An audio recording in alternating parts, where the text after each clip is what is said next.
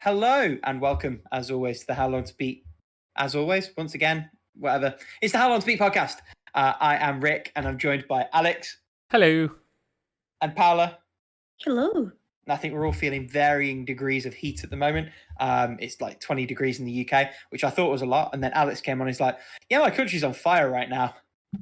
Yeah, for real. Here, Alberta's literally wildfires everywhere. It might be cold temperature-wise, Paula, but you are on fire in the sense that you've just come back from a cracking expo with some hot merch. I mean, there's a Kirby backpack that I would be stealing if I could. Yeah, I'm so grateful there's not like a Rick text because my boyfriend already took his boyfriend text. That is this beautiful Jolteon keychain. Oh, nice. He already stole that from me. And I brought him a Hutao standee for his collection. There is a Rick tax, but I'm just letting it accumulate. So eventually you'll be so in arrears that I can take whatever the fuck I want. Oh, no. I'm just evil like that. I am also a completion fiend. So we'll be talking about what we've beaten recently. That's just me. We'll be talking about what we've retired. It's just me. We'll talk about what we're playing, and other than Tears of the Kingdom. That's me.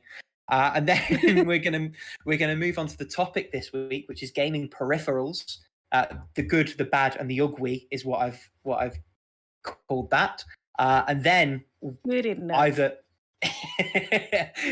the last of this game week or the start of the next game week, I forget. But it's another installment of How Long to Beat The Game. So we'll get to that in the end. Shall I just kick us straight off? Yeah. Go ahead. Let's jump right in. So I've completed 3 games this week. 2 really short ones, 1 slightly longer one, and that's the one I'm going to kick off with first because I think it's probably the most interesting of the 3 games I've completed this week. The game is called Who's Lila, and you play as a serial killer. The game is pretty upfront about that. And the screen is like split in 2. It's on PC. I don't know if it's on other platforms, but PC is where I played it. The left-hand side of the screen is your character just walking around the space. The right-hand side of the screen is a close-up of your character's face. Now, your character can't display emotion. They don't have that. So in conversations and in social situations, you'll have prompts and timers, and you have to move the face. You have to physically manipulate the cheeks, the eyes, the eyebrows, the mouth, all of it, to try and pull facial expressions. And the way that those conversations go are sort of dictated in part by how successfully or otherwise you manage that aspect of things. I wonder if this was a DS game at one point or another, because the setup does remind me a lot of like the way that some DS games like Hotel Dusk were played in like book mode, where you held the DS on its side. And the graphics are monochrome, not super detailed. Like it could have functioned as a DS game. I started this at like 10 o'clock one night thinking, I'll play half an hour, I'll see how it goes. I was up till like 4 o'clock that morning playing the game through to the finish. It is probably the most engaged and captivated and compelled I've been by a game in a long time. Some of that comes down to the mechanics. They're very unique. They're very hands-on in a way that you don't always feel from narrative style games. The game is pure vibes. I think that was probably a part of it as well. But also, for fear of spoiling things, the story goes in some very dark, supernatural, unusual directions. There's multiple endings. You're kind of encouraged to see all of them. There's a meta-narrative behind the narrative. There's lots and lots of stuff going on. It's a really clever game. And it's the kind of one that actually I could see both of you vibing with. I think there's a lot for you to pull, both from a story perspective, from the gameplay side of things as well. I think this is the kind of game that anyone who fucks with this kind of podcast would absolutely adore. There is so much going on here. And it's an indie effort. It's not super expensive. I think full retail's like £9. I paid maybe 20% off that. I think I got it in one of the more recent sales. I think even at full price, this is absolutely great value for money. I think it's a fantastic game. I'm trying to think if there's anything else I want to dig onto with it. Anyone listening, the game also has a demo. I just looked it up on Steam, so you could tried out the game to see if you vibe with it before buying it or deciding to skip it. And I'm really glad you brought that up, because this was absolutely, now that you remind me, a Next Fest demo that prompted me to get the full game. And I'm pretty sure the demo that's available on the page is just the Next Fest demo. And the demo is a not insignificant portion of the early game. So it is a real strong taste for what you've got coming, without spoiling any of the story and delving too much into the stuff that's sort of going on behind the initial bit. Yeah. Cool. It looks like it's up my alley. I mean, I remember hearing about this game, actually. I don't know if it was maybe through Next Fest and like our podcast or something, but I feel like I remember talking about this game at some point, or at least looking at it myself. Maybe I did talk about it on Next Fest. I mean, we play so many demos, or at least I do, they all sort of blur together. But this one did make a really strong impression. And I'm very glad that it made enough of an impression to get me to play the full game. That was really, really cool. Second game I finished is the A Course to Daikon 4 campaign, the DLC campaign for Muramasa Rebirth. It was interesting playing this on like the legend or the whichever one's the more difficult of the difficulties, because there are a couple of bosses in this DLC campaign that are really quite demanding, particularly with the limited skill set that your farmer in this DLC has. There's a really cool sort of ludonarrative component to it, in the sense that like you're a farmer who's uprising, like you're not trained in combat, you're not supposed to be good at this. You're using makeshift farming equipment, and your true strength comes from an ability added to one of the sort of special moves that you have just generally in the main campaign, that when you do it, another one of your farmers will come in and like duplicate your attacks. So it sort of feeds into your strength and numbers thing there, and absolutely complements the story that the DLC campaign is telling through its gameplay. Definitely not as strong as the main campaigns, but absolutely worthwhile to play and enjoy. I had a real good time with this one. And then finally, I have in the past week done my annual playthrough of the Swapper for Vita. Such a beautiful, beautiful experience. Really, really good puzzles, very concise, real sort of thought-provoking narrative, a lot of questions that it raises, a lot of food for thought long after the game itself has run its course, and endlessly replayable. This is like the 5th or 6th time I've played this game through, maybe even more. And, you know, a year, give or take, is always enough time. I remember vague bits of some of the puzzles, but it always feels fresh every time I go back to it. Such a cool game, and really, really happy to have played that one through again. Playing through again, actually, as a concept, is a nice segue into my retirement this week, which is a game called Grim Guardians Demon Purge. This is a real interesting one, in that it's I suppose you can sort of call it a Metroidvania, a Castlevania-inspired 2D action game by Inti Creates, set in the universe of Galgun, the smutty on-rails shooter games. And you play as two of the main characters from that series, whose world has been taken by a time gate and is now a demon castle akin to Dracula's castle. And it plays like a straight sort of Castlevania game in the classic sense, like your Super Castlevanias and those ones. Technically, you can go back and there are secrets that you can find with abilities you pick up later in the game, but it is very much a linear experience. Up until, and this is the point where I dropped it, it steals Symphony of the Night's lol, play the game again thing, but it doesn't actually give you anything interesting to do with that play the game again. Technically, there are alternate paths you can unlock with some of your abilities, but those abilities are tied to a really fucking stingy heart style system. So you have these competing interests where the game wants you to explore, but discourages you from doing so because trying new things wastes a vanishingly small meter. And I couldn't be bothered to play it through a second time. The first time through was reasonably fun. It was okay. As I alluded to last week, the whole battle of attrition thing with the bosses and the way that when one character dies, you go back to a checkpoint with the other, and then you have to sort of get your way back and revive them.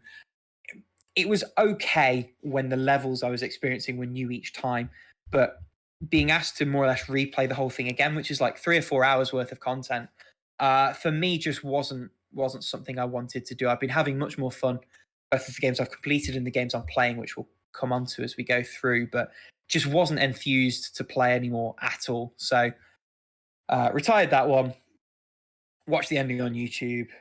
It's a fun enough story. I just don't think it's worth playing through twice. I think it's worth playing through once. I think when this game inevitably goes on quite a deep discount, it will be worth giving a try at that point. There's a slight hint of regret that I paid relatively close to full price for this game on a whim. And again, it's by no means a bad game. It's just compelling enough on a first play, but not at all on a second. Is this a game that had even come across either of your radars? Because I feel like it sort of dropped and didn't get any buzz at all. I saw one YouTube review. No, of I've it. never heard of it. So it's one of those ones. I mean, to be fair, I barely know Galgun in general. Yeah. Like I just know that name, and I've like seen the name, but I don't even really understand what those games are about. Do you know what? I've played Double Piece, which was the one that got a Vita release. Of course. It's a really good on-rail shooter that you cannot play with anyone else around. Okay, it's one of those. For what I would imagine are pretty obvious reasons. Yeah, but the actual gameplay is pretty good. I read Playboy for the articles, all right? But People the gameplay is good. Anymore? I think it's dead now. I think the magazine stopped. Yeah. Hugh Hefner's almost there. The point being, I like the game mechanically, but it is every bit as dirty and smutty and filthy as its reputation would suggest. Now, this game is a lot cleaner. There are a couple of slightly suggestive CGs, but the game itself is all pixel art. There's schoolgirls to rescue, but they're just sprites. Like there's nothing dirty about it. Yeah, sorry, you were saying something about Galgun there, Paula. Oh, yeah, I had never heard about the spin-off, but I knew about the Galgun series, and I actually knew about it because they kind of did like a parody on the anime No Life, where they kind of like went with a kind of shooter kind of theme there, and they like shoot hearts at each other, and they remove clothes for each other, but that is another thing. So, of course they do. Because of course that's what hard bullets do. Love it. Right, that's me for my beatings and my retireds. Shall we talk Tears of the Kingdom? Who wants to kick off with the playing there? Oh, Paula, you might as well go ahead. She's, for the listeners at home, she's doing the Mr. Burns excellent sort of fingertips against each other, which I love. Beth, the floor is yours. Go ahead. So I've been playing a lot of this game. I'm currently over 32 hours Jesus in. Christ. And that is, and it would be more, but I had shit to do last week, so I didn't have as much time as I would wanted to. But I think I investigated one of the kind of like regional phenomena that is going on in the game without explaining too much. And I've also done about 30 something to 40 shrines. And I've only found like about 20 cork seeds, so there's a long way to go there. Though I've been exploring, even though last week I barely scratched the surface of this game, no pun intended, or no pun totally intended. I am now getting more the hang of like exploring, or I'm getting more into the loop of getting like the materials to explore the underground, to explore the sky islands. But also I ran into a little beautiful glitch that is to pretty much duplicate any item that you can attach to an arrow. So I took a diamond and duplicate the hell out of it. And got filthy rich real quick. And there was another item that is kind of like a big sonite charge that kind of like you use them to recover like the battery you use from using these sonite devices like the rockets, the fans, and the special wheels that like move by themselves. And the thing is that you can exchange those items for a huge amount of sonite devices. So that's what I did. So I've been building some crazy contraptions here. I haven't gotten to the point of really crazy shit like I've seen some people do, but I'm getting there. Slowly but surely. Also, I have to say that there are like some really fun interactions that you can do like with different materials when you fire an arrow with them. And here is like Paula's like lightning round of hints. You can attach any monster eye to your arrow to make it a homing arrow. And you can attach any kind of wing to the arrow to make it fly further. Why is this important? Because some enemies kind of like staying in the air. Like one little enemy that you may recognize from Zelda 1, the Gleeok. Does that name ring a bell, guys? No, it Straight doesn't over my ring a head, bell sorry. at all. What the what? The Gleeok. There is a 3-headed dragon. Oh, sorry. Oh, I know what you're talking. I didn't know that And- was the name of it though. You mean the boss dragon thing? Yeah, the boss dragon thing. I didn't realize that's what it was called. Okay. And that is the name of it. And Gleeok kind of likes to stay in the air, and you have to. I already battled one of those. Somehow I didn't die immediately because it hits hard, but I got to lower like half of its health before it sniped me with ice, and it wasn't fun because it froze me and then I died. The thing is that you have to fire each of its 3 heads twice for it to go down into the ground, and you can go home. You can just hit it with a regular weapon. Paula's lightning round. Paula's hint number 2. Items like elemental items will be very good against certain enemies. Like in Breath of the Wild, if you fire like a nice arrow to a fire enemy or a fire arrow to a ice enemy, it is a one-hit KO. It is not a one-hit KO for Gleeok, but you do more damage to it if you have the corresponding element. And I'm trying to not spoil things. Oh, and when you're exploring the underground, bring as many arrows as you can with as many of those light seeds as you can, because it is very, very dark there. Like, you can see anything, and if you can grab a sawhorse, do it, because Gloom will not be able to touch you if you're on a sawhorse. And finally, and this one I discovered this morning because I was watching a video from Celtic, and go watch it too because it is awesome. And I didn't realize that certain checkpoints that are underground are directly under the shrines on the surface.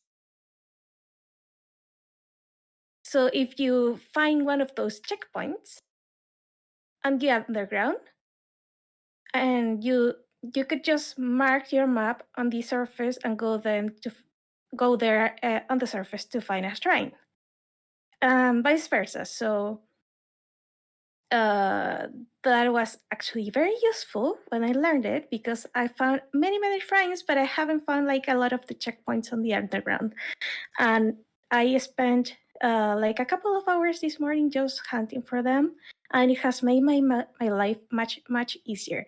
Though be careful when you're exploring the underground, because since vision is very limited, you can just run past a Lionel without really noticing it. It didn't notice me either, which was beautiful. I don't know how I survived that, but I ran past a Lionel without noticing it. And those are my tips and tricks. If you see those nasty little tadpoles that like to eat the light seeds, just bomb them. You get a lot of sunlight from them, and sunlight is good to upgrade your battery.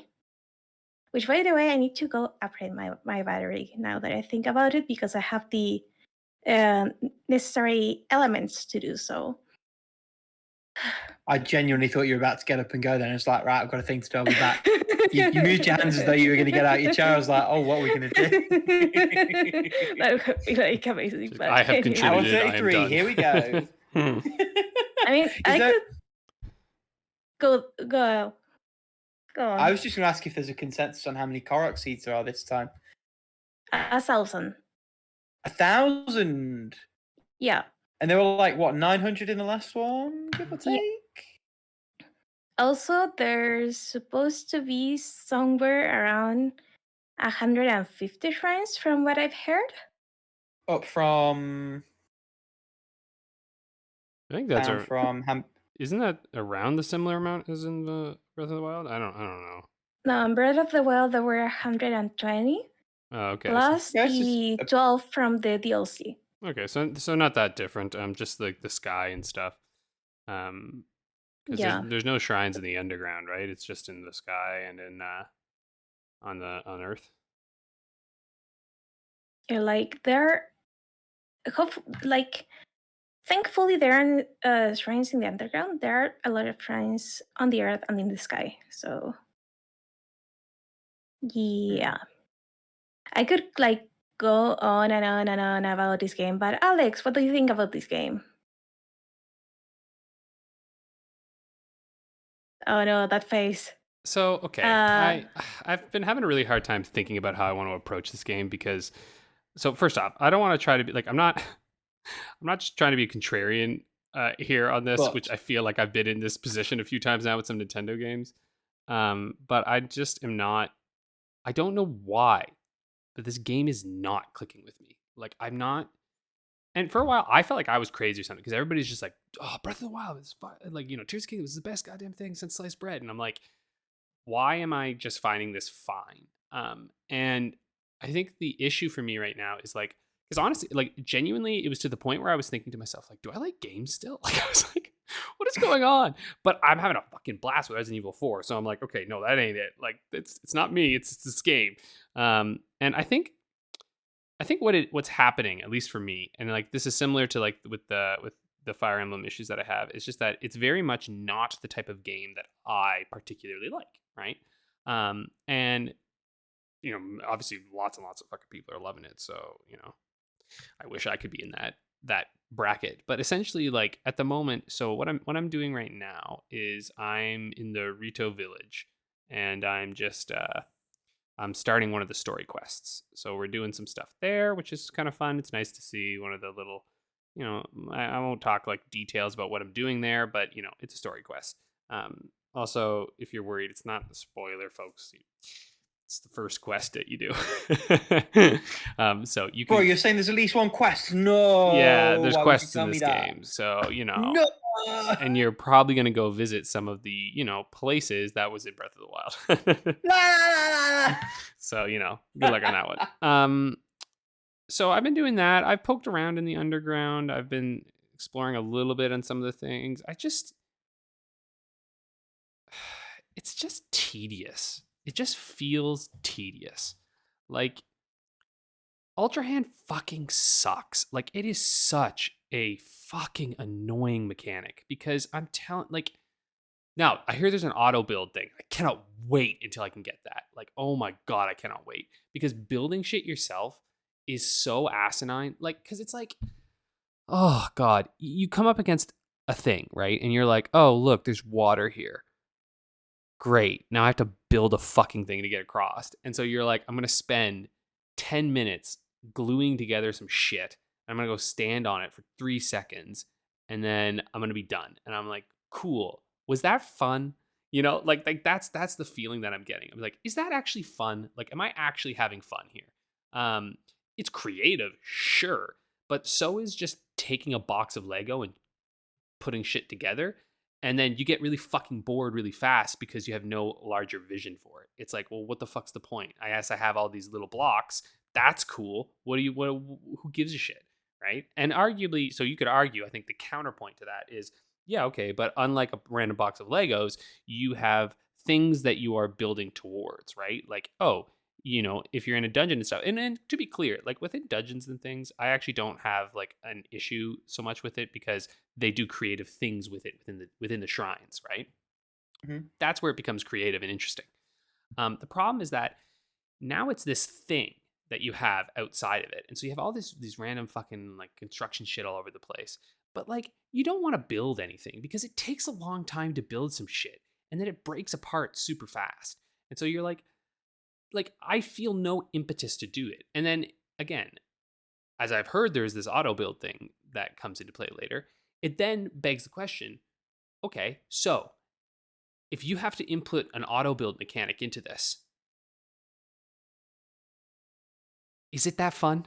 Like, do you know what I mean? If you're going to automate the process, I'm like, God damn. So anyway, I'm finding myself not enjoying the experience of like going through and having to build everything. And like at the moment, I've been like running to places and it's just like, okay, I've got my horse, which, Paula, have you got a lasso in this game at all?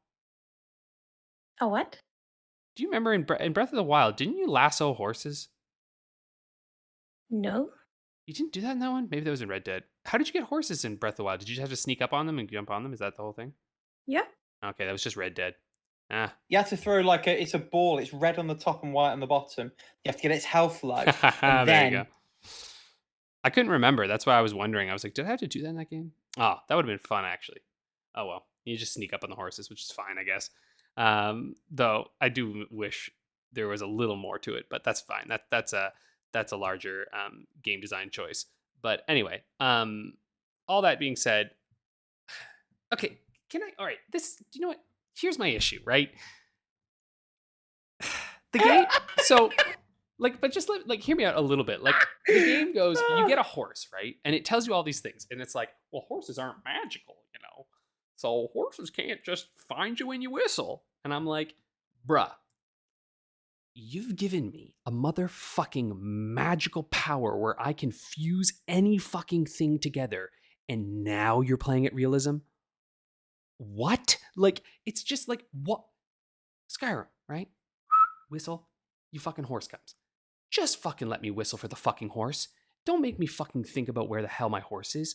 Why the fuck would you do that? And I figure part of it is like, oh, well, this way you can go and build shit. And I'm like, bruh, I don't want to build a fucking car that runs out of charge in like 3 seconds and that I have to keep downing fucking Zonai charges, which also it's like, oh yeah, play the game more, you'll get more shit. And I'm like, what? Yeah, but by the time I'm going to have more shit, I'm not going to want to fucking build anything because I'm going to be so fucking kitted out anyway. Why the fuck am I going to go build shit? I'm just going to fucking teleport to places. I don't like it at this point, you know? Like, that's just part of it. It's like, it's all these little things that I'm like, I don't know why. I don't know why, right? Because like, part of me is like, I recognize how impressive this game is, right? Because it's letting you do so much crazy shit. And like recall is amazing. I will say that fucking power is super fucking cool. That one in general is awesome because the fact that you can pretty much bring anything back to you. It's a little finicky at times. I've found like sometimes, you know, you think you can target something and then it's just like, nah. And I'm like, whatever, that's fine. It's a small object. It's all good. That mechanic I think is really cool. The ascend mechanic is neat. You know, it's a nice shortcut, right? And I've seen it used like pretty interestingly throughout. And so it's been fun to have that. That's nice to have. It's just like, it feels, at least as I'm playing it, less like a unified experience and more like a, hey, isn't this shit cool? which is fine, I guess, but I don't think that's ever what I've been coming to Zelda for, you know? Like, I've never been coming to Zelda to be like, hey, you want to just do some shit? Like, I'm like, no, I'm kind of here to go on an adventure and solve cool puzzles. Like, you know what I mean? That's that for me, that's the Zelda that I really, really love. And this feels a little more like it's like, hey, you want to play Minecraft? And I'm like, no, I expressly do not want to play Minecraft. I absolutely do not want to do that. That is the last thing I fucking want to do. It's like, well, too bad. You're like, no. You're like, I have to. Why are you making me build shit? And so I'm just like, yeah, it's weird because I feel crazy. I feel like I'm crazy because I'm like, why don't I just love this shit? And like, but they're like, it's so weird because like there are moments in it that are so incredible, right? Because it's Zelda, it's Nintendo. It's obviously polished as shit. And so you'll have like little moments where you're like, oh, this is really cool. And then you're like, oh, okay, but now I have to go make a bridge. So you're just like, it's like every time I'm like getting into it, I get like interrupted by this like, I bet you'd like to pause time and build something. And I'm like, nah, bro, I really don't want to pause time and build some shit, man. That's really not what I want to do right now. I would like to go explore, but instead I'm going to do this. So, yeah. So does Ultra Hand stop time when you're using it? Recall does. Recall does, okay. Yeah, Recall does. Okay. So that can be useful if you're fighting an enemy, honestly. You can do some fun shit with it. I think Recall is fucking dope. Fuse is fun. Fuse is becoming more of a nuisance than an enjoyment, to be honest, which that's the weapon system in general, I think, in Breath of the Wild. I think we all just give it a pass because the game's so good, but I think it's horseshit, frankly. Like, the weapon durability is, frankly, horseshit. Like, I understand that they want you to, like, get a bunch of stuff, but, like, dude, I already remembered. I was like, oh, yeah. Oh, I remember why I hate this, because fuck, I hate having to pick up and drop items. You drop so much shit in this game. Like, you love inventory management. What are you talking about? Right, this is, oh my god, it's Divinity Sin again. It's fucking Divinity Sin. So many fucking items that you have to scroll through. Jesus Christ. Like, that wheel is just the hell of scrolling. And like, I listen, I get it. Like, a lot of people, like, I can hear people pushing back and be like, it's not that bad. No, it is bad. It is bad. I understand if you like it, but it's bad. It is a lot of fucking shit. It is not very effective to scroll through. I can't tell you how many fucking times I've had to open this thing up and go in the middle of my gameplay. And I'm like, I don't want to be doing this right now. I just want to be playing the game. So yeah, it is not my cup of tea. I understand that it's others, but like, I personally feel like maybe I can reach some of those who are potentially on the fence about Zelda and just warn you that this is the experience, right? And I get it. This game is like, full disclosure, it's a 9-ish for me right now. You know what I mean? Like, I actually think this game is overrated. Like, genuinely think it's being overly praised for what it is. It is incredible. Yes, totally. It's not a fucking 10 out of 10 game. Like, it's just not that. I don't know. Maybe I'm nuts. Maybe I'm fucking wrong. Maybe it is. Maybe it's the best thing that's ever made, and I'm just crazy and I live in cuckoo land.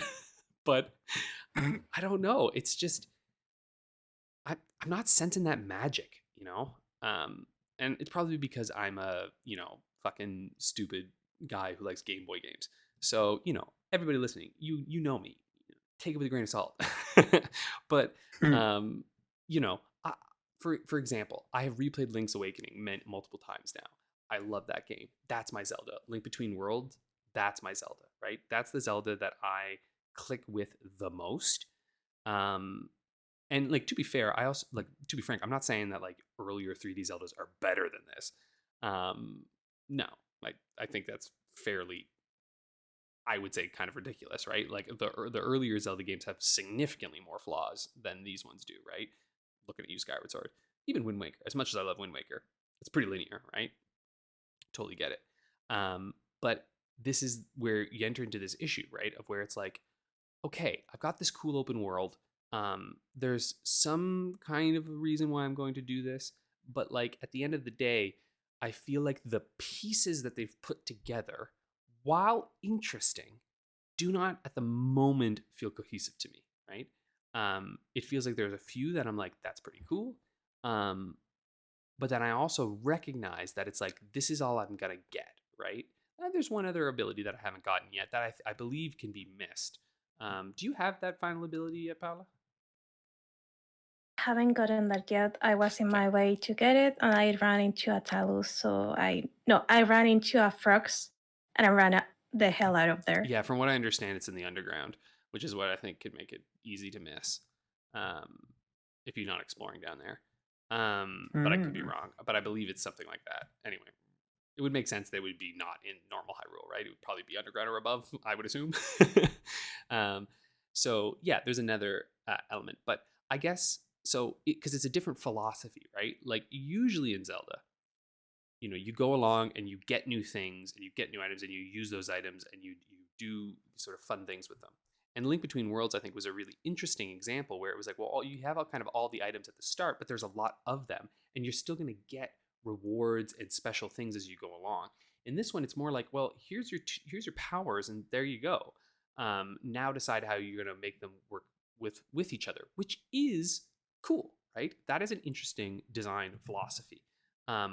It's just that I'm not feeling the magic so much right now. And that could be my lack of creativity, right? I could be just getting old and I'm not as creative anymore with what I want to do in the game. I might not have enough time. Maybe I'm playing this game at the wrong time. But I have just noticed that, like, also, okay, I gotta say one other thing. The Switch is not, it's too old for this game. Because the draw distances are cool, but Paula, have you had this happen yet? I was falling from the sky and I saw water. And I was like, nice, water. And as I dived faster, turns out that shit was not water. That was just dark chasm. I was like, but it looks like fucking water from the sky. And even on the mini map, it looks like fucking water. But no, it's just like a divot in the ground. And so I just went and splatted fucking dead on the ground. And I was like, thanks, fucking draw distance. I laughed because I thought it was fucking hilarious. But I was like, oh my God. Like, that was one of those issues where I was like, okay, the draw distance, not great. Like, it's just not great, especially when you're in the sky because you can't tell what's on the ground. And I'm just like, shit, I fucking just splattered myself everywhere. I was so confident. It looked so much like water. I was like, oh shit. So I haven't had that problem yet, but I will be in the lookout for it. Be on the lookout, like seriously, because you know what it is? It's anything that's like a ridge chasm that goes under the ground. Like, and not necessarily underground, but like if it's below the ground level, it gets really darkened and it looks like water and it looks like a river, but it's not a river. It is a fucking chasm. God damn it. It was pretty funny, but I was like, oh shit. So yeah. I'm sorry, folks. Like, I had a listener. Like, I'm not trying to be a negative Nancy. Like, this is the hard thing, right? Like, I was sitting here and I was like, because I'm about to praise lavishly on the next game that I was playing, but like, I just want to be honest about what my experience is like with the game right now. And I'm just really hoping this is growing pains and it's just like, hasn't hooked me in yet, which I think is the case. Because I do want to say that I've had some cool experiences, like going into some caves and stuff. And like the underground itself is pretty cool. Like, I actually think that's pretty fun. It's a little samey, to be honest, but I haven't explored much of it. So it might change up a fair bit. The horse skeletons are pretty cool. Like that shit, I'm like, that's fun. Though I got murked so fast in there. I was like, okay, so clearly I need to get a lot more fucking hearts. So I need to go do some shrines and stuff because I just don't have enough hearts right now. I'm just getting sliced really fast. Though one thing I will say, bomb arrows are super fun. That's just all I use. Big enemies, I'm just like, shoot some bombs at these assholes. They'll be warned, if you put a bomb on one of your weapons, you will blow up. So that's a PSA from me, from a man who has blown himself up with a spear bomb. I didn't mean to fuse it. Just happened. Oh man, there's an irony of the fuse in that. Yeah, there is. Yeah, and two very different takes on the same game. Again, always interesting. Yeah, look, decide for yourself, is what it is. I have been, and again, anyway, I don't want to belabor it, but there's Tears of the Kingdom. It sure is a game. And yikes. Well, I don't mean it that way. Yeah, sure, right, okay. It's a sandbox game, okay? It's like a Dragon Quest Builders kind of thing, and I've never been a fan of those. So It's gonna go down in the history of this medium as released in 2023. yeah, right. It'll be heralded as the greatest thing since sliced bread. Um, that's what Zelda gets every time, whether it deserves it or not. Skyward Sword was heralded as one of the greatest things when it came out. It's just what happens with Zelda. Okay, when it came out though, critically, that game fucking slapped. It was reviewed very well. Okay. It was. You could look at the things. It's crazy. The things. The things. The things. All of the things. Yeah. Well, Anyway, I think that's probably enough Zelda let's get talk. off- Why don't you let's tell get us off the about Zelda. all of the other things you've been playing, Alex? I would Yeah, go to okay, Paula. sorry. So for this the is audience's what I have clarity. as well. However, no. Oh, go on. I was just going to say Paula's only got this as a playing. So Yeah, you want to we've guess sort of what ticked Skyward that Sword's box. Metacritic is? Go on. 93. Okay, it's a 93, 93. okay. But the HD Metacritic, do we know how much that one is? 88. It's 81. Oh, Because with time, we've recognized that Ooh. this game is not quite what we remembered, right? So again, that's the Zelda thing with me. I think a lot of Zelda games go through this.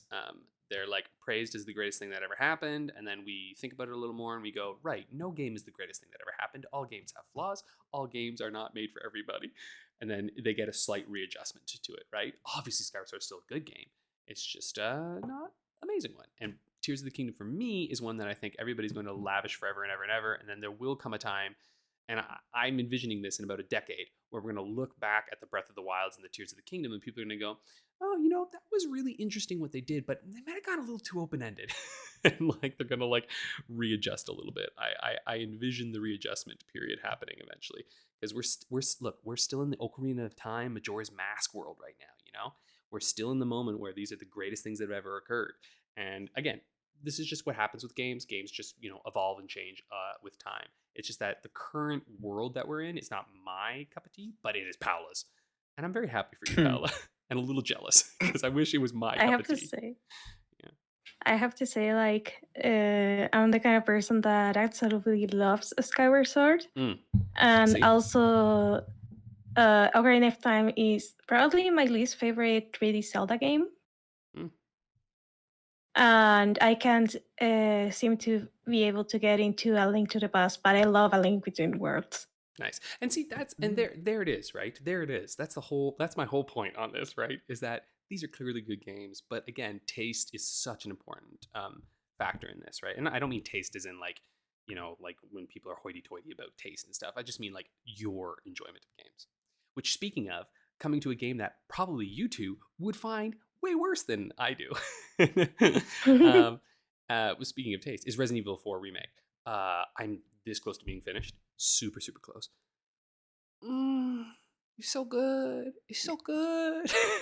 I wasn't ready for that noise to come out. Yeah, I knew. I was like, you're not going to be ready for this. You're not going to be ready. Oh, goddamn, man. You're right. This fucking game is so good. It's so good. So, like, and one of the reasons, too, it's like, first off, I will say, I get the critique that people are saying about the side quest stuff. It does disrupt the flow a little bit of the game because I'm a little boy who wants to get everything. So that I think is a pretty fair assessment of it. If you're somebody who you're going to be a little like, I gotta get that thing. This is going to drive you a little crazy because you're going to want to get a lot of stuff in this game. I'm like, it's so funny because my partner like sat down and watched me play a little bit of it, and I got to the Krauser fight, which if people know, and if you don't, that was a meaningless name to you. It's, I have to say, it's so funny because she was like, "This is so insane," and I was like, "You know what's crazy? This makes way more sense than Resident Evil 4." I was like, honestly, the story in Remake is like actually comprehensible, and I'm like, oh, that's what they meant to do. Because I'm gonna be real with you, I love Resident Evil 4. But like the story is kind of fucking bonkers, and it is really hard to tell what is going on in that game. Like at times you're just like, who's this guy? Why is he here? Who are these people? What is going on? But you just go along with the ride because it's really fun B-movie schlock. Now, Resident Evil 4 Remake, that's one where they really, really, really have dialed in. And they've just explained enough. You know what I mean? Like they're not like, spending tons and tons of time like elaborating on everything, but they've just changed things ever so slightly to make it a little bit better. Though I gotta say, they made Ada Wong like, okay, she was already kind of like this like vixeny character who's like hello, and in this one they've made her just like every time she's on screen she's like mugging, like in the sense that she's like, God damn it, I wish we had video for this, but like she's like doing the like kind of model look, like kind of seductive looks the whole time, and you're like a Zoolander sort of Blue Magnum sort of thing. Yes, like Right. that. Like there was one video call that I nearly burst out laughing because there was like 4 seconds of silence of her just kind of like looking in it before anyone says anything, and I'm like, bruh, Capcom, I know you're horny, but like ease up. It's like, holy shit.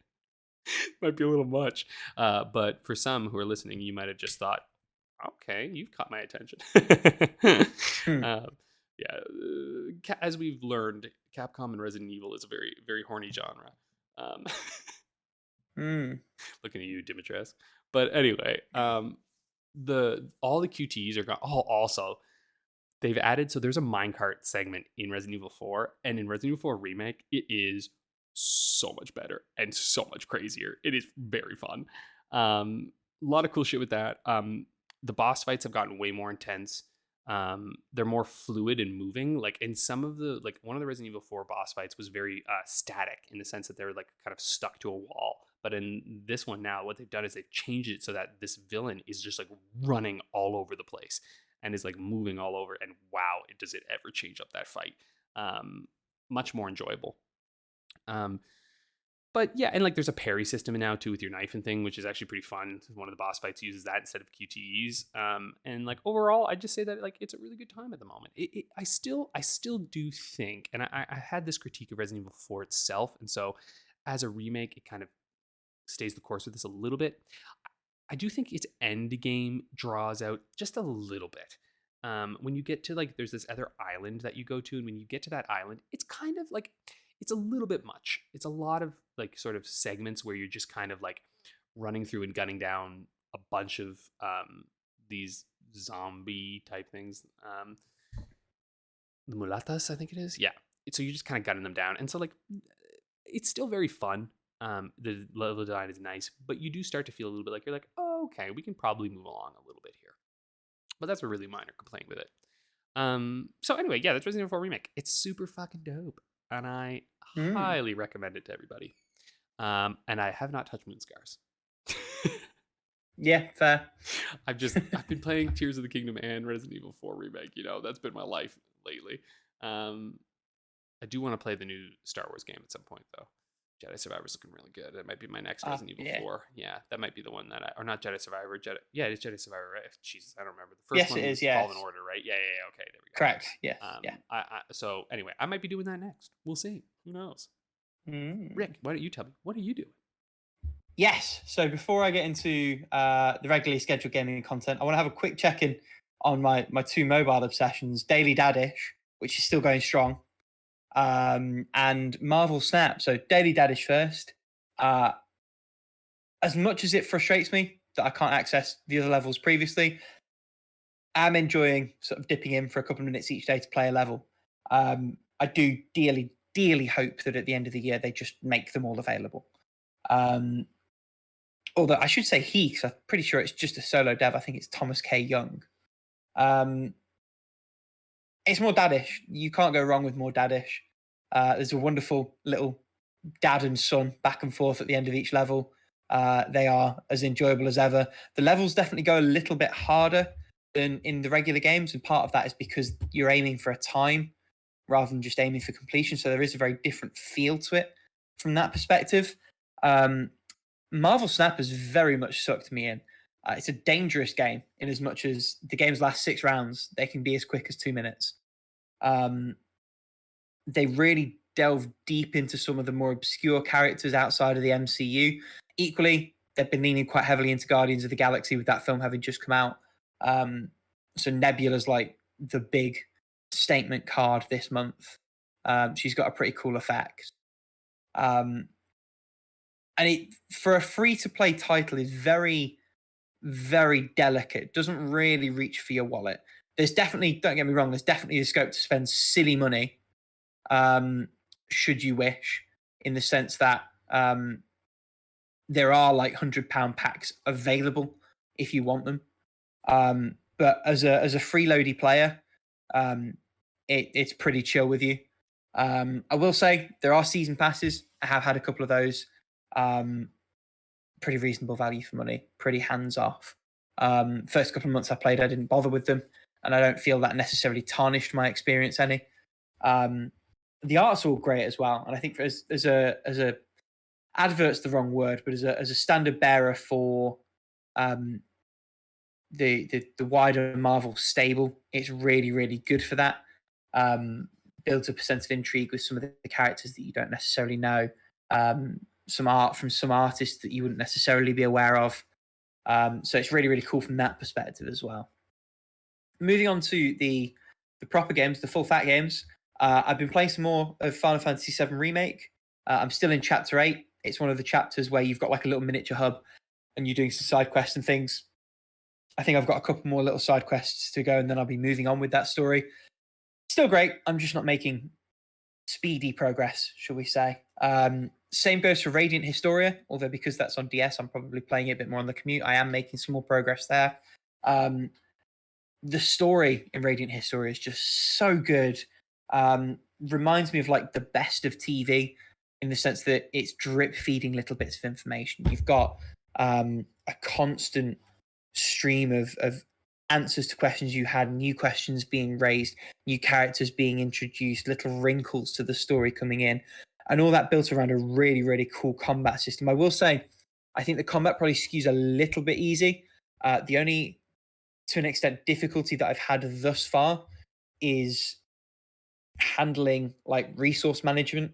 And what I mean by that is, to recap on the game's combat system, it's a 3x3 grid. If you can move enemies onto the same spaces on the grid, attacking that grid space will hit all of the enemies there. To move them around that grid, you have to use skills that consume MP. At this stage in the game, the main character stock is the only one that has reliable left and right moving skills. So I found myself burning through his MP and consequently burning through MP restoring items. So I've had to do a degree of managing that. I haven't come across any real boss battles yet, so it might present more of a challenge once I get to something like that. But the game is so good. The art is not the best the DS ever had to offer, but absolutely retains that sort of sprite map, low poly sort of charm. The minor negative, you can tell it's designed so that, like, to appease the publisher, you could just play with the touchscreen and it would all work.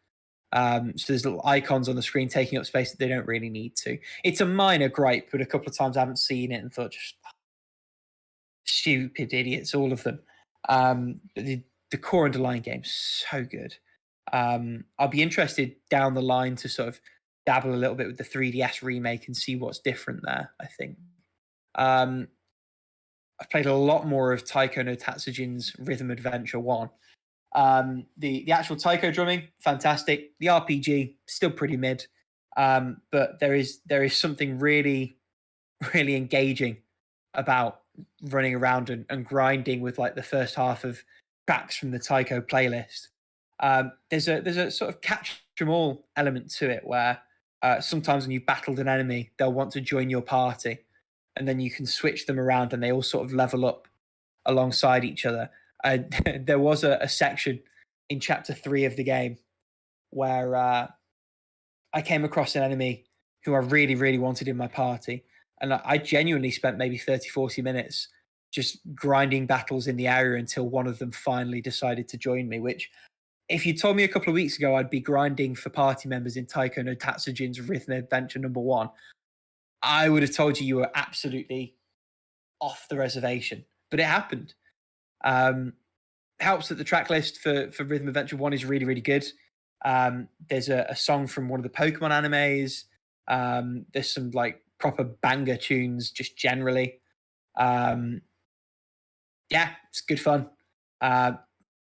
Probably less so without the Taiko drum, but well worth the purchase. And I've been having a blast with this. And I've got one new game that I'm playing. Well, two, but the second one I've barely started, so I'm going to save that till next week. But the new game I've started is Forgive Me Father on PC. We spoke a little bit about this on the Discord with resident sort of boomer shooter expert Uwe and some other friends in the community. Forgive Me Father is a boomer shooter with a unique Darkest Dungeon-esque sort of hand-drawn Lovecraftian aesthetic. Plays very much like a shooter of that era. You're wandering around levels, finding keys to unlock doors to progress, shooting enemies in the meantime. It has a lot of neat ideas. The enemy designs are really, really cool. Of particular note is a zombie that has a head in its hand, and if you headshot it, it puts the second head on and carries on coming at you, which is a really neat little inversion on that kind of enemy, and also it makes you think twice about the headshot type component. And there's quite a few enemies that do not quite go full Dead Space, but direct your aim in different ways. So there's a ranged enemy that shoots from a tank on their back, and if you shoot slightly to the left of their head and you hit the tank, it will stop them from firing at range, but it will cause them to sort of engage in a kamikaze attack approaching you. So a few other designs like that I don't want to spoil. I said it on the Discord, I'm starting to think that boomer shooters maybe aren't for me. The whole key hunting thing, not my favorite. The lack of a map in this game in particular, a little bit of a gripe. But even, games like Doom, their maps aren't fantastic, and it's quite easy to get lost in that kind of game setup, I find. The shooting is a little bit loose. I'm finding some difficulty lining up headshots. That could be me, that could be the game. I haven't fiddled around with settings too much yet. I'm still relatively early in the game. But the aesthetic carries it a long way. There is a relatively detailed story, and you can choose whether or not to engage with those story segments as you progress through the levels, which I like as a setup. And so far I am having fun with it. It's a good time. It's been a good time. It will continue to be a good time as I carry on through it, I'm sure. Probably not like the best game I'm going to play this month, let alone this year. But it's nice. And it's something different because I don't normally play that kind of game. I've only played with a few. So a cleansing of the palette, a broadening of the horizons, I would say. And I think that brings us more or less to the end of things. So this week's topic, we are going to talk gaming peripherals. And I'll be honest, this is me just wanting to gush more about Hori's Taiko drum controller. That's our jumping off point anyway. So the Taiko drum is, for a little plastic thing that sits at home, it's remarkably close to the arcade experience. Equally satisfying to hit on it. And I think it exemplifies what's best about gaming peripherals. Something that elevates the experience, makes it feel different, gives you something beyond what a conventional controller alone could do for you. And I think a lot in terms of this topic of it and another set of Switch peripherals, those being the exercise band and the exercise ring for Ring Fit Adventure. God And knows the what level? witchcraft. Sorry? And the Nintendo level? Yes, Labo as well. Labo's an interesting one, right? Because it's a build your own peripheral, which is so almost entirely unique. I suppose the Lego Dimensions characters could technically be build your own peripheral as well. And I'm sure some of those cheapo Wii attachments came in 2 or 3 parts and you put them together, sort of thing. Labo, I suppose, from a preservation standpoint, is kind of sad because they will only make so many of those cardboard cutouts. And once they're gone, they're gone. I should probably try and get some of those, really. But I think Ring Fit especially, like, there is nothing like it in the sense that ring with some tech built in so that it can feel how much force you're putting on it and feel where you're aiming it.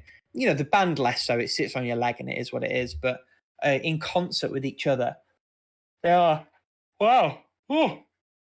Tell me it's late without telling me it's late. They are really, really cool little pieces of kit. They work pretty well too, I have to say. Remarkably well. I mean, I remember the bits that I've played of it, like the aiming can be a bit of a faff, and the game sort of acknowledges that by saying, look, if you ever lose your aim, just aim at the floor and it will fix itself. Yeah. Which is an interesting concession to be making, shall we say. It's better than the Wii days, that's for sure. Yes. It's a low bar to clear. Although, the Wii did have some interesting peripherals. I suppose that the Wii was the peripheral, right, almost? That remote did everything that a conventional peripheral would. Well, yeah, the remote for sure. But I mean, the minute that remote comes out, then you get, why don't you add a paddle to your Wii remote? Which is like maybe the stupidest peripheral I've ever seen. Because like literally it offers zero anything, right? One, it's smaller than a tennis racket anyway. So it's this tiny little thing. Secondly, what? Like what? It's for one game, right? And it doesn't do anything. In contrast to things like the Mario Kart wheel, right?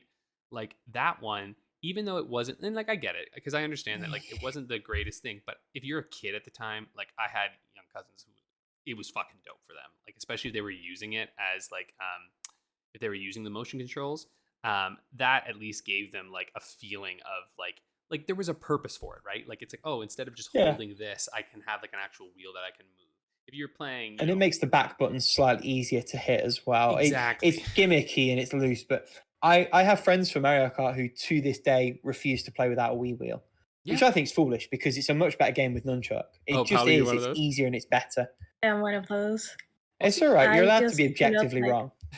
I just do not like the Mario Kart wheel. Not the Wii version, not the Switch version. So. Wait, which one? Sorry, you said you play with the wheel or you don't play with the wheel? I don't like playing with the wheel. Oh, I think you misunderstood the question. That's all right. That's Rick was saying that people like to this day still play with the wheel. Yeah, I would say the Switch one is worse because like there are some Switch ones that you get that are like little tiny black wheels sort of things. The Wii one I think was the best one because it was kind of substantial and it had a little thing. Again, did I use it much? No, I only used it when I was like at a friend's place. Maybe I don't even think I even owned one. But it was still, it was nice. I mean, the cool thing with the Wiimote is that you could plug stuff into it. So you had wireless controllers that were technically wired, right? Like I'm thinking of the classic controller, which was kind of a unique solve for a problem at that time. Nowadays, it's not a big deal. We have Bluetooth and stuff, but like, and obviously there was still Bluetooth then, but like it was a little less, it just wasn't as standard, right? And like to put Bluetooth into all of the controllers and peripherals you want to sell was unrealistic in general, right? Like it's just like the companies weren't going to do that at that time. And that extended to the Guitar Hero controllers as well. Like the Wiimote plugged into those on the Wii version, which made it wireless, which was like pretty substantially awesome comparative to the other ones. I mean, by the time you get to 360 and PS3, they have their own wireless ones that just don't plug into a Wiimote. But yes, it's absolutely right. It's a step up from the PS2 days and what they had cable-wise there. But those paddle things, they were e-waste to sell to grandparents who didn't know better, and that's the scummy part of it, really. Yeah. Well, and it's like... Yeah. I mean, I have lots more of those types that I can talk about. But speaking of Guitar Hero, I think before I hit on that, we did talk about, well, actually, because, okay. I'm thinking back in the day, like Mad Catz, which, bless their soul, rest in peace. Let's get Patch, right? Oh, man, we both did the Sign of the Cross at the same time. Yeah, exactly, right? Because, I mean, bless them, but wow, they made shit controllers. And like, I mean, they were like bad cats. Which it was so funny. Like when they went out of business, I was just like, yeah, okay. Tell me the least shocking news this week. I was like, which is too bad because they actually did make some good controllers. So this is the weird thing about them, right? Is that like they had a section of their business for like the knockoff shitty third party ones, but then they were also like the official makers of some of the like was it Rock Band or Guitar Hero? It's one of them. Like they made some of those controllers, like the actual like official ones, which is why it's like it's, or I could be wrong. I could be thinking of Historia actually. Ooh, this could be totally incorrect. But I'm not gonna fact check it. I've got a clue. Well, I'll find out after. But I just remember being young and like, if you go over to a friend's house or something and like you go to play a game and then they'd give you the fucking Mad Catz controller and you're like, God fucking damn it! Like, Here we go. Yeah, I'm the one who's gonna lose today, right? Like it was like, oh, thanks. I guess you hate me. But you know, like, 'cause, like the buttons feel off. The like everything feels like just a little weird and incorrect. It's all like technically accurate, but just like, you know, technically accurate, but also not at all. Are they still around? The name might have been bought, but Oh my they God, they're definitely back. went into Yeah. administration. No, they are not. Yes. No, they are. Yes. They were back in 2018 because they closed in 2017 and they got bought by a hand. But now they do like mice, keyboards, headphones, and controllers. Oh my God.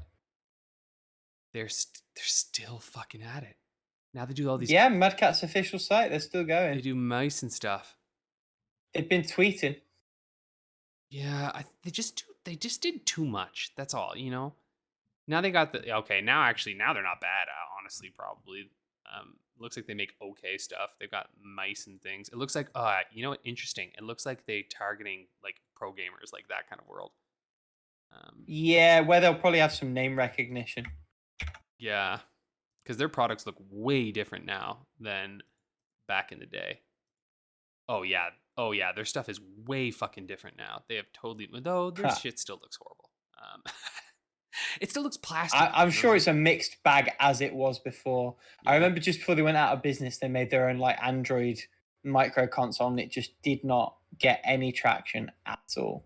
Yeah, it's because they were like, it's hard, right? They were like the budget choice, right? Which also like was necessary because frankly, I couldn't, you know, when I was a kid, I couldn't afford to buy all new controllers, right? Like we do need somebody who's doing the budget options. It's like also like, although I wonder these days, can you even get budget Joy-Cons? I guess you can, can't you? Yeah, you can get ones that have to stay connected. Oh my God. Can we just take a second? Yeah. Oh, the official Mad Catz Twitter account entered a like and retweet competition to win an unopened Zune promoting the new Marvel Guardians of the Galaxy movie. A Zune! I didn't know those were still around. Exactly! Oh my God, that is actually pretty brilliant. It was Microsoft's like iPod killer, and it obviously didn't win. Yeah, killer is a bit of a stretch. Oh, that's fucking beautiful. That is I can't hilarious. tell you how much I enjoyed that. That sounded like a sentence out of the like mid 2000s to me. Like that did not sound like a sentence that should have come out of your mouth right now. No, I know. There were layers to that. So is it an unopened Zune because it's meant to be like, oh, this is an old thing that they would have had? Oh, because in Guardians they have a Zune. It's in Guardians 3, yes. Right. Exactly. That's why. Because I was like, who the hell is promoting Zune at this point? Microsoft, apparently, because it's their product. Oh, man. How much did some they kind pay of to collab get the Zune thing in there? But it's the idea that like a corporate Twitter account entering those competitions is genuinely hilarious. Yeah, that tells you the it's state fantastic. Of that but anyway, sorry, not to shit on Mad Catz too much. We need budget things out there, but yeah, because I think they helped make Power A do some quite nice budget controllers actually. Yeah, they do some pretty neat Switch ones. Yeah. Sorry, you were saying I cut you off there. Oh no. It's just the gaming peripheral scene is a very weird world, right? Because like when you enter into it, it's like I feel like it particularly preys upon us collectory type folk who are like, oh, that's cool. Staring at Paula a little bit here, but I was like, what? Huh? Well, I've never bought a peripheral. Sorry, I was too busy on eBay. What? I don't think I have bought a peripheral. None of any kind? Wow. I'm proud of you. To think, I don't think so. What does your 3DS stand on when you play Kid Icarus Uprising? It came with the game. Come on. Gotcha. That is one of the better peripherals, to be fair. Multi-purpose is quite a good stand just generally. It is, yes. Please. And that game slaps. No one can convince me otherwise. It's a great game. It is. I would love a Switch remake of that game, or a Switch 2 or whatever's coming next. I think for me, possibly the greatest peripheral ever is the back button attachment for the PS4 controllers. It's just a really well-made little add-on that like fundamentally improves the experience of using that controller. Yeah. I'm trying to think back to like the PS2 days and what tat we had there. I feel like they were mainly dance mats. Yes, it was a that lot of generation. dance mats, a lot of guitars. You know what I mean? Like that was like Yeah. the big deal at the time. And like, I mean, arguably, I mean, it's weird, right? Because Rock Band is still going. You know what I mean? Is it Like, actually? it is. Yes, they continually update it. They're continually adding songs. It still has a pretty thriving, and obviously there's Clone Hero out there. Ooh. But Rock Band still has enough of a player base to justify continued development, which is pretty fucking crazy when you think the fact that they have to have music licensing in it. Yeah. So I mean, I suppose the question then actually becomes: is it just that they have all these music licenses, so it's in their interest to keep it going? Or, but you know what I mean? Like it's like turtle, chicken and the egg here a little bit. But I do think that they do add songs. Like you can check it out. I think it's Rock Band. Is it 4 or I can't remember what the newest one was. I think it might be 4. But yeah, if you look at it, it actually is still going to this day. With they made a VR version in 2017. Oh, did they? Yeah, I haven't seen that one. Well, okay, actually, speaking of gaming peripherals, VR is being inundated at this point with them, right? Is that a peripheral? VR itself? Yeah, I suppose so, yeah. Maybe, I suppose. I was actually thinking about the stuff that people are throwing onto the VR controllers and shit. Like, that is a world, my dude, of like, when you buy a VR set, you have to, like, suddenly everyone's like, oh, but you gotta get the grips, and you gotta get this, and you get that, and you gotta blah, blah, blah, blah, and you're like, Jesus Christ, how many things do I need? You need a little fan to keep your eyes good. You gotta buy, I did have to buy this, actually, though. I didn't need to buy, but I did buy actual lenses. So, yeah, I remember you saying your insurance paid for it in the end. They did. It's so funny. Well, it's because I asked them, I was like, can this count? Because I'm like, they are glasses. And they were like, they're glasses. And I was like, all right. They do? I'm like, I'm not lying to you though, right? Like, you understand what they are. And they're like, yep. I'm like, all right. Speaking of neck fans, this is the least podcast segue going, but I recently bought one of those like shitty things that sits around your neck and just is a fan for your neck. And it's actually a game changer. Nice. I look like an absolute dweeb wearing it, so like it never goes outside. But yeah, but for chilling around the house, it's very, very good. That's where you need it, is in the house. It just looks like a second set of headphones. Yeah, it kind of does. I don't really want to turn it on because I feel like it'll just kill the audio. But they are actually little fans. Yeah, I apologize if anybody hears a fan in my audio today. I thought I could get by this episode without keep turning it on, but dear God, it's hot. I'm dying a little bit. We are in a forest fire. Jesus. As of 2009, over 130 million downloaded song purchases have been made. Yeah. Let alone anything since then. That's just in the first 2 years of Rock Band being a thing. Right. So imagine what that's up to now. What a madness. It's mad. But that's like, I don't know. I think really with peripherals, it breaks down into 2 categories, right? Like you have your genuine, useful peripherals that enhance your game, and then you have Link's crossbow training crossbow, right? Like it's just like how dare you? The zapper is actually great.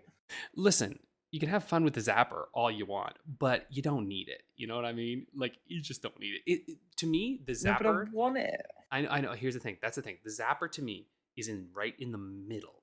That is the continuum, right? You have your genuinely you need it to play the game ones, like the Guitar Hero DS thingy, the Guitar Hero. Such a good peripheral. Can't play it for more than 15 minutes at a time, but it's so good. So good, right? And you need that shit. And then on the other end, you have the Wiimote paddles, right? And right in the middle is shit like the zapper, where you really don't need it because you can just point the thing. But it's kind of cool to make your thing look like a gun. So, you put it on there, right? There's something about the experience of playing with it already tied together, though. Like, I genuinely think there is something to it. Speaking of paddle, do either of you guys have, like, white whale peripherals that you want but have sort of had to accept that you can probably never afford? Because I do, and it is the Arkanoid paddle for the Nintendo DS. Arkanoid paddle. What is this one? It's one of the little spinny knobs. Go left and right to play Arkanoid with. They're like £100. They never got properly released outside of Japan. They are bloody expensive. And I cannot justify that purchase as desperately as I want to. I just can't do it. Do I have a white whale? Honestly, the Taiko drum, the one that for Taiko no Tatsujin, because I've looked for it on Amazon Japan and imported it. It's still kind of pricey. Yeah, they're not cheap. They're not cheap peripherals, to be fair. I mean, I got really, really lucky. Like, buying the pack with the game new was supposed to be like 80, 90. And that price has gone up a little bit since they sort of stopped making them. I managed to get a used pack for about 60, 65. And I'm very aware that I got really, really lucky that I got one that was very, very lightly used for that price. But yeah, I can imagine in Chile they're a bit of a nightmare to get a hold of. Yeah. I'm waiting for it to lower the price. Like, you can get lucky with stuff from Amazon Japan. Like, I got my GBA for like $70. So you can get lucky, and it was like mildly used. Like, it was like very well kept, and it really looked like new.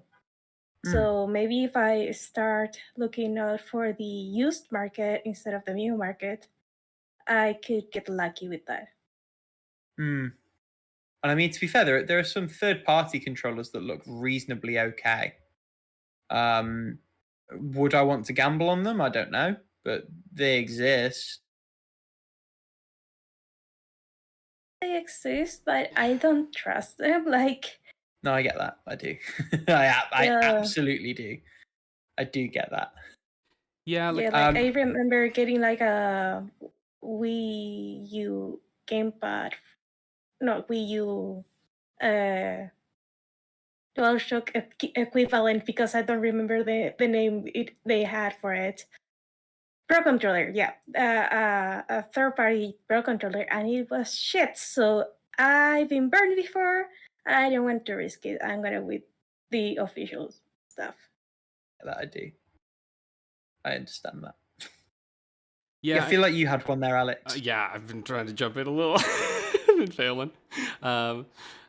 So for me, I think like I don't really have like a white whale per se, in the sense that I'm like actually like really trying to get it or anything, but like a full set of Rock Band stuff is kind of my white whale at this point, because like as I would love to have those, and I would love to play those again, but then also I recognize like it's never happening. Like, one, they're not production anymore, they're expensive. Two, I don't want to store that shit. I don't want to do that. Like, as far as I'm concerned, I got rid of them for a reason. It's too much shit to lug around, and like it takes up so much space. Then you got to pull it all out, and like realistically, if you're gonna actually play it frequently, you need to have it somewhere where you can grab it often. It's just not happening, right? It's too much clutter. So I'm just like, yeah, and now they're expensive too, because again, they don't make them anymore. So like, if you want to get them, you got to pay a pretty penny, especially if you want to get one that's going to actually be compatible with like whatever you're playing on. I'm sure there are some like knockoffs and stuff, but like the Rock Band, and especially like the Rock Band guitar is nice, I like it, but the Guitar Hero guitar has always been the best. Like, those buttons, like as cartoony as they were, so satisfying. Like, they're so clicky, and like everything is just like perfect on them. But I don't know. I do once in a while get to, though, they have a Guitar Hero like arcade version that I see in some of the arcades here, and so I have played that a few times, and that is very fun. We've got one local to us. It is actually quite good. I just forgot that all those songs were covers. Yeah.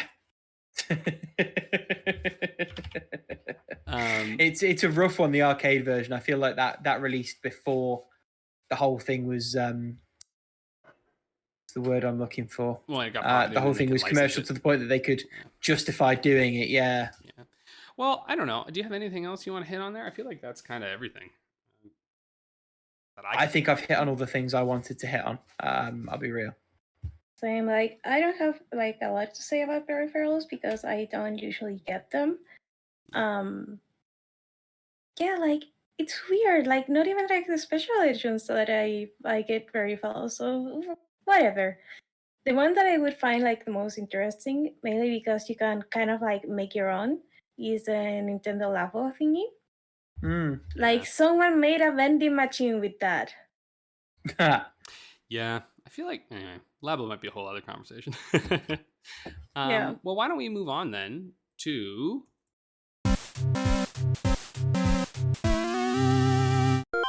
how long to beat the game? I believe this week, Paula, it is your turn to challenge us because Paula, I think, just like clean sweeped me last time because this is a new week, I believe. I think you're right. I think you are right. So we'll see. If I clean sweep Rick here, then I might still be in the game. Back in the game. Okay, let me. Come on, give me something to work with. Something that hasn't been here before. Have we had like any Lord of the Rings games? I feel like we've No. had one Conquest, maybe. Oh yeah, Conquest, I think. Because we were talking about the remake they're doing, weren't we? The upscale. Yeah. Okay, we have the Lord of the Rings, the Fellowship of the Ring. Oh, I played that game so much as a kid. It's terrible. Is it that bad? Oh, it's very bad. It's very, very bad. I love it, but it's absolute. Like I cannot even slightly recommend it. It's very broken. It was kind of before the it came out before the movies did, I think, or like at the same time. So they're not actually based on the movies; it's based on the book itself. So in some ways, it's more faithful. Tom Bombadil's in it and whatnot, but it is just not good because Two Towers and Return of the King are actually very good games. But this one in particular was not. Okay, but hold on, let me. Interesting. Hold on, doing math here. Oh yeah, what's our bonus thing? Yeah. Okay, so if I'm correct, I think 52 people have rated the game. And it has a 6 out of 10 rating. How many people have said this game is a 4 out of 10?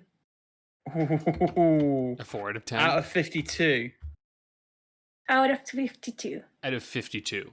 Oh, okay.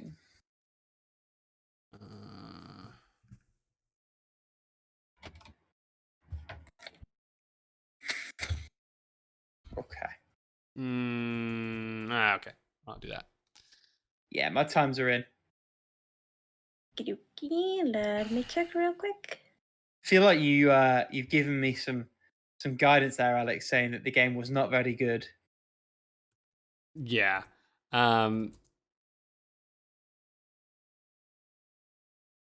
Okay, I do have both of your times and your guesses. So, let me scroll back up. Okay, for main story, Alex said 6 hours and Rick said 5 hours. This is a tie, ladies and gentlemen, as the main story is 5.5 hours. Oh, okay. Both of you get a point. Nice. That's an interesting. I don't think we've ever tied like that before. No, we normally just put the same time. Yeah, nice. Right in the middle. Yeah. You usually share a brain cell, but anyways, for main plus extras, Alex said, hold on. Okay, speaking of sharing a brain cell, one of you said 7 hours. And dear. You both were right. Nice. The game is 7 hours. Okay. Yeah, I think I know this game. It's stuff. You both said 9 hours. Really? Where's the suspense? Where's the competition there? This is a really The short game is game. 9 hours. Yeah. It's a very short Okay. one. I Okay. played this game a lot, actually, like a lot. Okay, and finally, for the bonus question, Alex said 14 people have rated this game as a 4 out of 10. Okay. And Rick said 11 people have rated this as a 4 out of 10. The answer is 13 people have rated this as a 4 out of 10. So Alex gets the 2 bonus points. Nice. Wow, look at that, actually. That was pretty interesting because now Rick is in the lead with 11 points. I'm at 10 and Paula's at 9, which still means Paula is like, still has so many opportunities to get vastly ahead of us because she hasn't played any round in the new week. Yeah, I mean, that's an interesting one in that you got all 5 points, but I still got 3 points. Yeah, good for you. Yeah. It's gonna happen 8 points in this one, right? Woo! Damn, that was good. Okay, well, that's it for this week, folks. Tune in next week for more of us. Yay! Toodaloo. Bye. I was waiting for that. See you later.